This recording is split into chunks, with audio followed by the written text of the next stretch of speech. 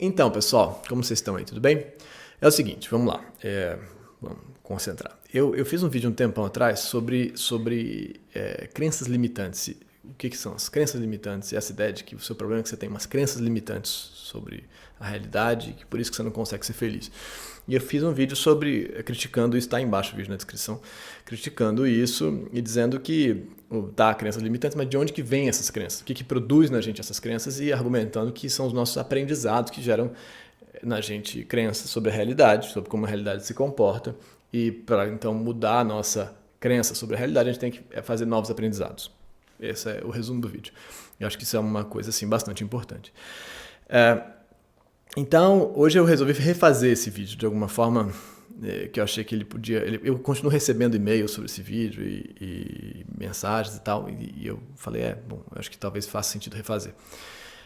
Tentando entender que troço é esse, que são as crenças sobre a realidade, por que a gente experimenta a realidade de uma maneira ou de outra, e como é que a gente poderia experimentar a realidade de outra maneira mais satisfatória, sacou? Como é que isso poderia ser assim? Eu vou botar o índice aqui. Tem muitos conceitos complicados nesse vídeo, eu não vou abrir esses conceitos todos, eu vou apontar os conceitos, porque senão a gente ficaria aqui horas falando sobre isso, e acho que não daria certo. Então eu vou apontar esses conceitos, tudo que eu disser, que eu citar, está na descrição embaixo, como sempre, é aqui. Todos os conceitos que eu citar, todos os vídeos que eu citar. E tem o player aqui, então se você se perder, você pode voltar. Mas eu vou tentar fazer isso de um jeito bastante, claro, didático, simples. Eu, em geral, falho e eu tendo a falhar de novo. Provavelmente vou falhar. Ou não sei se eu falho, mas em geral tenho a impressão de que poderia ser mais assim, simples. Como agora, por exemplo, que eu estou abrindo um aposto que eu não precisava abrir. Mas enfim. Vamos lá. Então, vamos concentrar aqui para a gente seguir. Crenças limitantes, que negócio é esse? O que são crenças? Né? Aí a gente vai chamar, o que a gente vai chamar de crença? Como toda palavra, a gente tem que definir a palavra para poder seguir. Crença, eu vou chamar aqui de o que você tem em relação à realidade, assim, como que você acha que a realidade se comporta, a sua expectativa em relação à realidade, nesse sentido. Isso é uma crença de como ela vai se comportar e atrás disso tem uma explicação do porquê ela se comporta assim. Eu acho que isso vai ser assim por isso, né? Então, e eu acho então que vai dar naquilo por aquilo outro. Eu acho que se eu for para aquele encontro vai dar ruim porque na verdade eu sou muito inadequado e aquela pessoa não vai gostar de mim. Por exemplo, né? Então, essa é uma crença, né, uma crença limitante sobre a sua realidade, sobre o desenrolar da sua vida. Aqui a gente trabalha com alguns parâmetros teóricos, assim, algumas proposições nesse canal, né, e na autoescrita, que é o processo de pesquisa sobre si mesmo que a gente leva adiante aqui nesse canal. Esses parâmetros têm a ver com a psicanálise, em certo aspecto, a neuropsicanálise, que é um ramo específico da psicanálise, assim, mais especificamente, mais diretamente ligado à neuropsicanálise, a neurociência afetiva e tal. E tem um lugar assim que é aquilo que a gente vai pensar em relação ao cérebro preditivo, ao processamento preditivo e à inferência ativa. Tudo isso está ligado a uma mesma noção, de maneiras diferentes, mas a uma mesma noção muito importante, que eu vou definir aqui de uma maneira bem simples, mas que tem tudo a ver com o que a gente está falando hoje, que é a ideia de que você não recebe a realidade sentado na sua cadeira. Você prevê a realidade, você infere a realidade e você experimenta a realidade confirmando essa previsão que você fez sobre ela. Então, você está o tempo todo atuando com a sua memória, prevendo como que a realidade vai se comportar, tipo agora, enquanto eu falo. Então, você pode supor qual é a próxima que eu vou falar, você infere isso aí, tomara que tenha dado certo, ou não, mas enfim, vocês entenderam a ideia. Então, a gente está o tempo todo fazendo memórias, né, da nossa relação com a realidade, prevendo isso, desde que essas memórias se confirmem na realidade, a gente sequer percebe a realidade. Ela roda de maneira inconsciente, automática, a gente não percebe nada acontecendo. A gente só percebe quando foge da nossa previsão, quando tem um erro da nossa previsão. Então a realidade era uma coisa, mas de repente vira outra. Eu já falei muito sobre isso, vou botar alguns vídeos nos quais eu já falei sobre isso aí e tal. Então, mas isso tem tudo a ver com a nossa ideia de crenças limitantes, né? Então você produz um aprendizado, você tem um aprendizado sobre a realidade, e você espera que ela vá se comportar assim. E aí quando eu falo para você tem que mudar suas crenças, como é que eu vou fazer isso? Eu já tenho esse aprendizado sobre a realidade, como é que eu mudo o meu aprendizado? E aí, então, a gente vai hoje abrir um outro capítulo nessa ideia, né? Uma outra ideia nesse capítulo, um outro capítulo nessa proposição, que é sobre como que a realidade, na verdade, são os dados que você colhe em função das perguntas que você faz para aquela realidade, para aquele objeto. Ou seja, os dados sensoriais, as respostas que você tem, os dados sensoriais que você colhe da realidade tem a ver com que perguntas você faz. Então, por exemplo, se eu sou um biólogo e aí eu vou me perguntar o que é um humano, as perguntas que eu vou fazer sobre o que é um humano são diferentes das perguntas que um sociólogo vai fazer sobre o que é um humano, ou que um economista vai fazer sobre o que é um humano. Em função disso, as respostas que eu vou colher e a minha definição, a minha compreensão, a minha crença do que é um humano vão ser diferentes, as respostas, né? E a crença, a definição, a ideia, o conceito e a experiência, em última análise, do que é um humano vai ser diferente de que se eu fosse outra coisa, que eu não sou.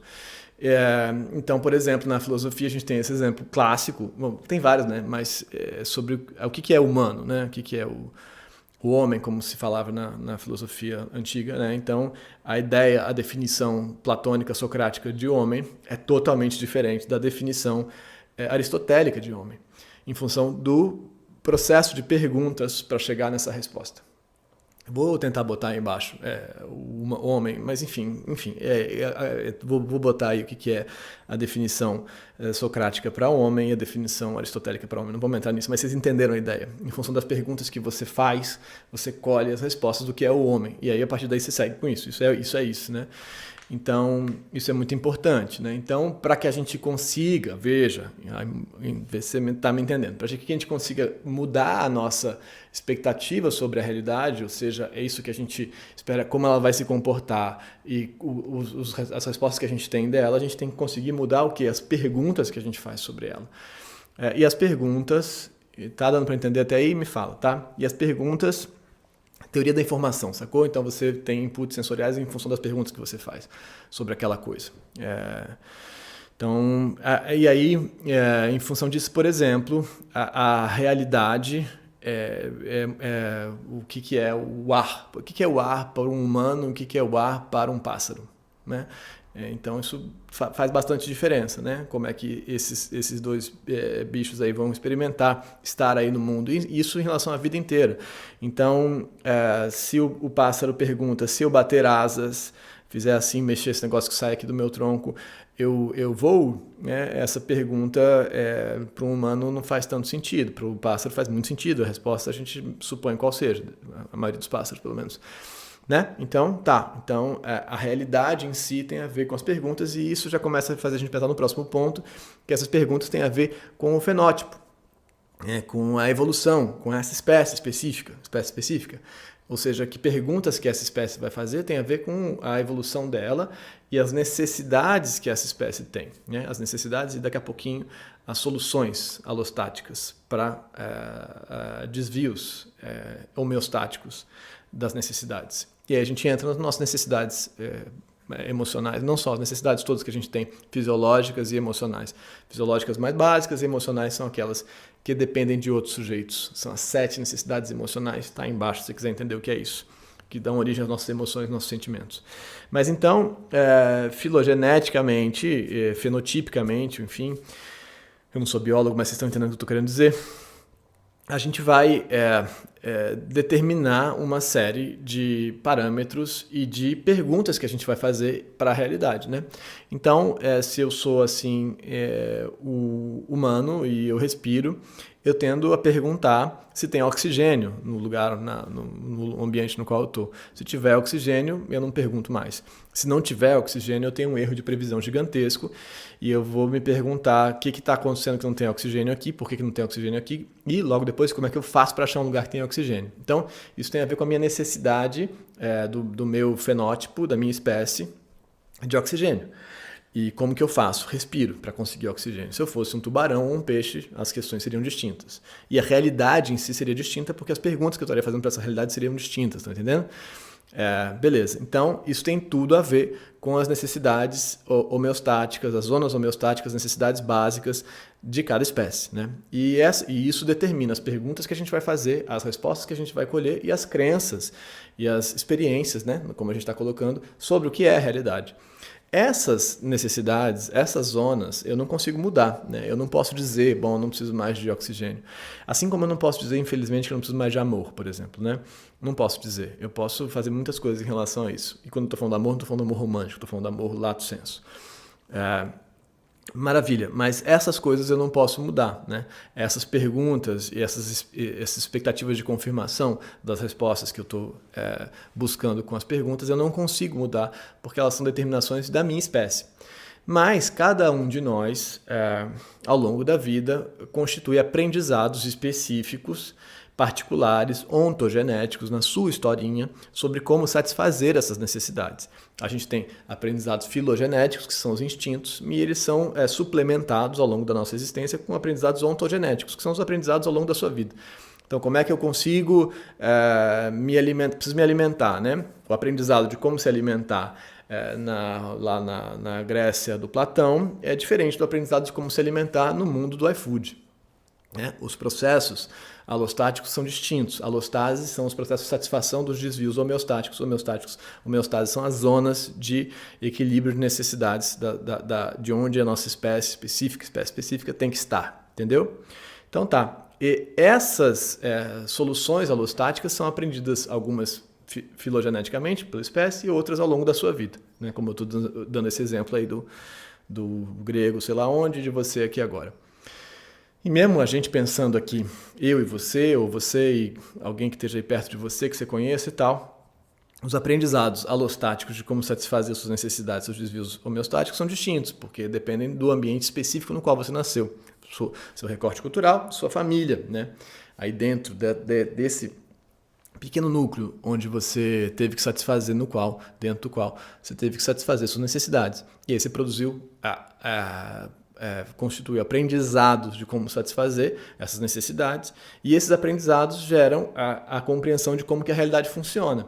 Eu penso que se eu fizer assim eu consigo amor, eu penso que se eu fizer assim eu não consigo amor, e isso são crenças sobre o funcionamento da realidade. Tem a ver com o tipo de pergunta que você faz e o tipo de resposta que você espera. Então, se você acha, por exemplo, que você está sempre prestes a ser abandonado, você vai experimentar a realidade como algo que está sempre, um abandono prestes a acontecer. Você vai olhar para aquele encontro como algo que está prestes a dar errado, né? Porque você aprendeu que os seus objetos de satisfação da sua necessidade de ser amado tendem a desaparecer a qualquer momento. E aí,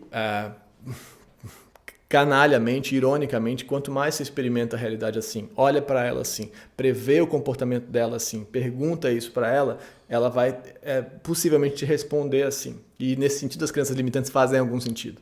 Porque, então, se você vai para um encontro tenso, ou cobrando do outro, ou brigando com o outro, porque você já sabe que ele vai embora, a tendência é que esse ambiente não seja bom. A tendência, né? Não é só uma média que eu estou fazendo, mas a tendência é que, em função desse seu aprendizado alostático, de como que esses objetos de satisfação das suas necessidades homeostáticas funcionam, a tendência é que você faça perguntas para a realidade, supondo que eles vão funcionar assim, e isso acaba gerando um funcionamento que confirma a sua hipótese. É a tal da profecia autorrealizadora. Então, nesse sentido, quando eu falo, bom, mas então você tem que mudar essa sua previsão sobre a realidade, mas você fala, mas como é que eu mudo? Porque se for um aprendizado que eu constituí, blá, blá, blá, blá, blá, e aí eu vou dizer para você que você tem que conseguir fazer novas perguntas sobre a realidade. Você tem que, então, supor que a realidade possa se... Mas para isso você tem que supor que a realidade possa se comportar de outra maneira. Ou seja, você tem que ter um input aqui das suas hipóteses de comportamento da realidade de outra ordem. Por isso que a terapia faz sentido em larga medida, né? Porque aí a gente vai conversar, a pessoa vai contar um negócio e eu vou falar, mas será que é isso ou será que é aquilo? Primeiro, a terapia serve para entender o que você está sentindo. Ou seja, os desvios homeostáticos, o que está acontecendo com você. E aí depois, isso é um primeiríssimo passo. E aí depois, e na autoescrita também é assim, e aí depois a gente tenta entender, será que é assim? A alostase, será que é assim que tem que funcionar? Será que tem outra maneira possível? E aí a gente começa a fazer outras perguntas sobre a realidade, que não são as perguntas que você está acostumado a fazer sempre. Você sempre faz as mesmas perguntas, entendeu? Tanto como espécie, quanto como sujeito dentro dessa espécie, ou seja, filogenética, ontogenética, sujeito, ontogenética. Então você sempre vai olhar para a realidade fazendo as mesmas perguntas sobre ela, porque ela se comportou sempre assim com você, você pergunta, ela responde, isso se confirma, isso se repete. Então, o processo terapêutico, várias vezes, consiste em, além de compreender os desvios homeostáticos, compreender se a gente poderia fazer outras perguntas. Mas sem esse processo de compreensão de que são esses desvios e que perguntas que a gente poderia fazer, a gente não tem chance de mudar isso, entendeu? Não é de uma hora para outra que vai acontecer. Muda isso seu aprendizado. Não. Você vai olhar para a realidade, vai perguntar o que você sempre pergunta e ela vai tender a responder o que ela sempre responde. ou quase sempre. Você pode dar uma sorte das coisas se alterarem, assim, de mudar o caminho e tal, mas é difícil de acontecer. Especialmente, e aí entra num outro ponto, considerando que no nosso mundo, várias vezes, no mundo em geral, mas no nosso mundo várias vezes, por exemplo, conseguir amor, conseguir estabelecer um vínculo saudável, o que eu falo, o que eu chamo de vínculo saudável aqui? Amor, né? Vínculo saudável, vai entender as necessidades emocionais aí para você sacar o que eu estou falando, mas tem as duas necessidades de ser amado e de cuidar. Um vínculo saudável é um vínculo no qual existe alternância de posições entre as necessidades de cuidar por parte de um lado, de uma pessoa, e de ser amado da outra pessoa. E a gente se alterna nessas posições.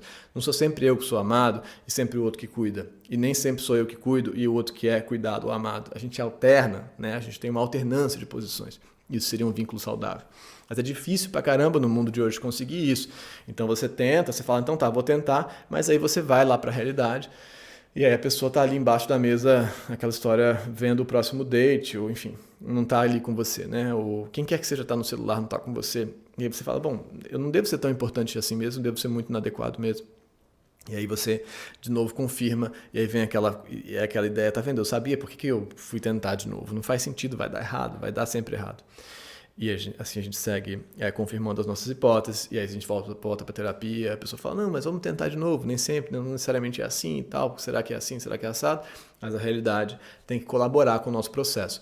De qualquer forma, e isso é difícil, entendeu? De qualquer forma, a gente precisa conseguir fazer novas perguntas para conseguir tentar constituir novos aprendizados na realidade. Só assim é possível mudar as crenças limitantes, se você constitui novos aprendizados na realidade. Então, na sequência, você precisa conseguir compreender o que está em desvio, você precisa conseguir compreender o que você supõe que vai acontecer com a realidade, em função disso, que perguntas que você faz para ela, né, como é que você está lidando com essa realidade. Você precisa conseguir tentar fazer outras perguntas, porque você precisa conseguir supor que a realidade pode se comportar de outra maneira, e aí você vai para a realidade tentando fazer outras perguntas, quer dizer, não falando por que você não me ama, mas falando, será que a gente pode se entender? Né? São perguntas diferentes. Por que você quer me abandonar? É diferente de como é que a gente pode ajustar isso aqui? É possível ou não é? Perguntas diferentes. E aí você pode talvez ter uma resposta diferente da realidade. E talvez, né? Talvez não. E aí, mas como? Não dá certo. Às vezes não dá certo, mas todo esse processo tem que acontecer para que você possa tentar ter respostas diferentes da realidade.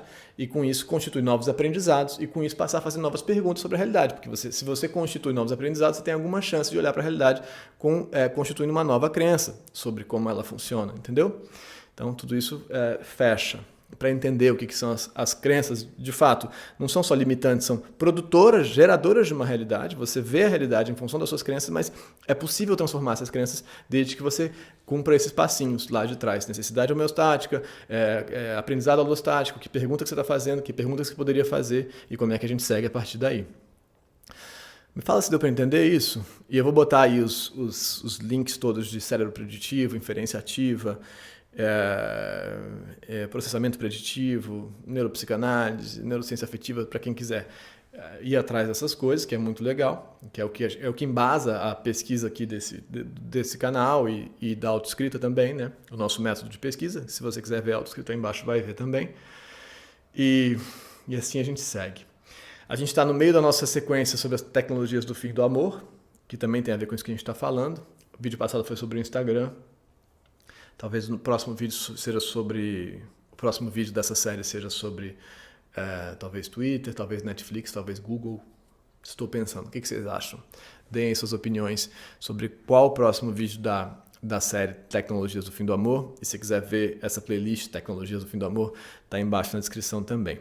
Muito obrigado. A gente se vê na live de sábado. Todo sábado às 11 horas a gente faz a nossa live da autoescrita, na qual eu acompanho os processos de vocês, de pesquisa sobre como que vocês funcionam, sobre as suas próprias crenças, os aprendizados que geraram essas crenças e como que é possível transformar ou gerar novos aprendizados. E talvez satisfazer os seus desvios homeostáticos que estão aí não sendo satisfeitos desde que o mundo é mundo. Tá bom? Tchau, gente. Até a próxima.